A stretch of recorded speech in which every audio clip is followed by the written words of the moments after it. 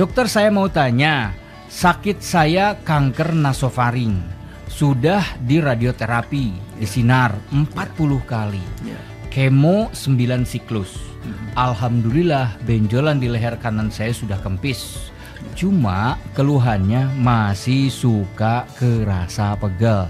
Apakah itu hal normal atau bagaimana, Dok? Mohon pencerahan. Ya, terima kasih. Itu memang NPC ya, nasofaring karsinoma itu biasanya barangkali kebanyakan 99% perokok biasanya gitu.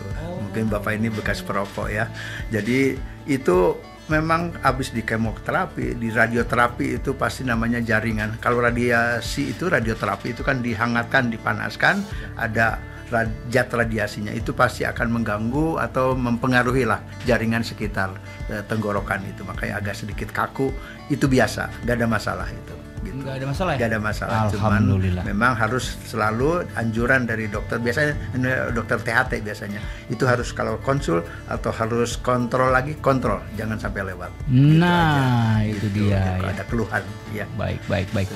Selanjutnya ada dari Biangla 3609. Dokter, selamat pagi. Salah satu dokter favorit saya ini juga Kang Ardi. Siap. Saya mau operasi tumor payudara. Berapa lama ya, Dok, penyembuhannya, dan berapa lama biasanya dirawat di rumah sakit? Terima kasih, Dok. Waduh. Iya. Sebetulnya cara pengobatan tadi ya, mungkin lamanya itu sebenarnya operasi paling juga kalau memang ada. Saya sering melihat karena kegiatan atau bagaimana, operasi ada yang hanya 1 hari pun udah boleh pulang, tidak dirawat. Itu ODS, one day surgery. Tapi kalau dirawat ya mungkin 1 atau 2 hari gitu.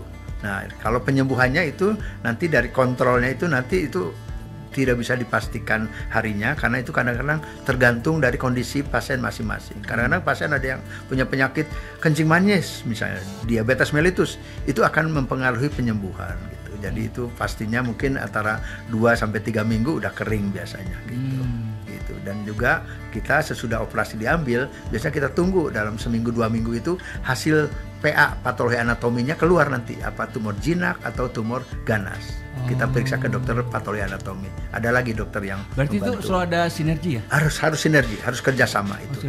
Semua barang jaringan yang ada benjolan itu kalau bisa di PA kan, patologi anatomi dokternya, nanti akan keluar. Jangan sampai itu tumor ganas kita buang, begitu kambuh lagi bingung apa yang mau dilakukan, karena tidak bisa lagi, tidak ada bukti lagi, kan udah dibuang tumornya gitu. Jadi harus itu sebagai tindak lanjut pengobatan selanjutnya. Betul. Dok, kalau sisi humanis, ketika dokter mendapati pasien yang mengidap atau terjangkit, pasti ada sisi humanis. Persus, ya. Nah, ini persis. Jadi dikatakan tadi tumor jinak ganas. Tumor ganas banyak yang datang, ternyata datangnya udah terlambat. Aduh. Betul saya tanyakan, kenapa Bu? Aduh, saya takut, Dok. Jadi takut dioperasi. Ke dokter bedah itu takut. Jadi saya bilang, Ibu, saya bilang kembali ke Ibu. Saya tanya, Bu, ini penyakit kira-kira dari siapa? Dari Allah, alhamdulillah. Kalau Ibu misalnya dari Allah, kemudian berobat, artinya berobat ke tempat yang jangan sampai Ibu diam di rumah. Berobat artinya berjalan, datang ke sini, itu ibadah enggak? Ibadah. Ibu berarti dapat 2. 1, pengobatan oleh dokternya.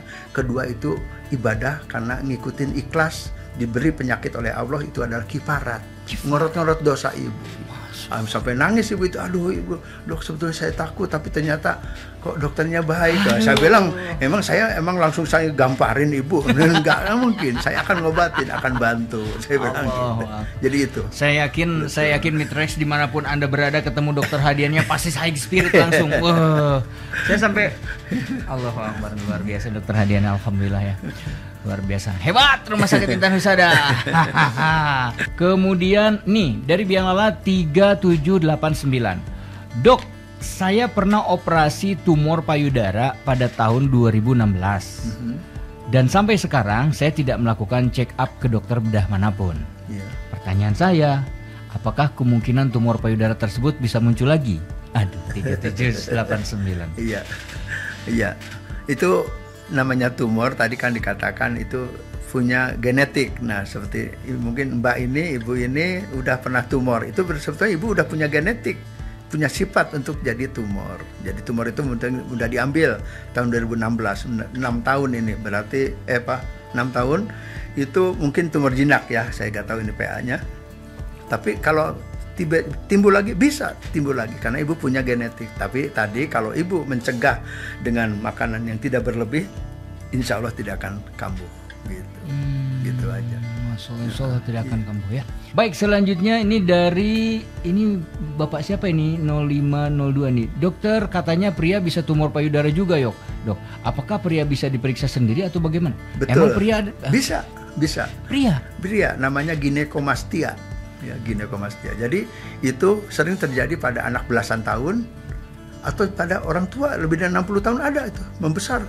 Dan itu suka sakit. Dan itu kayak yang usia di atas 50 tahun ada tumor payudara itu harus hati-hati, diambil, dioperasi, diperiksa patologi anatominya ke dokter PA, nanti takut sering mengalami keganasan.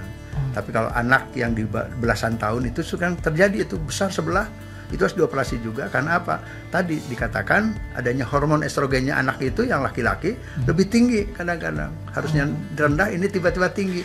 Jadi adalah terjadi pembesaran payudara. Gitu. Ada bisa laki-laki juga. Bisa ya? Bisa, betul. Aduh, ngeri Banyak yang saya operasi juga laki-laki. Ada, iya. Ginekomastia. Ginekomastia. Iya. Aduh. Jadi pemeriksaannya sama ya, raba aja betul, tapi besar sekali ini.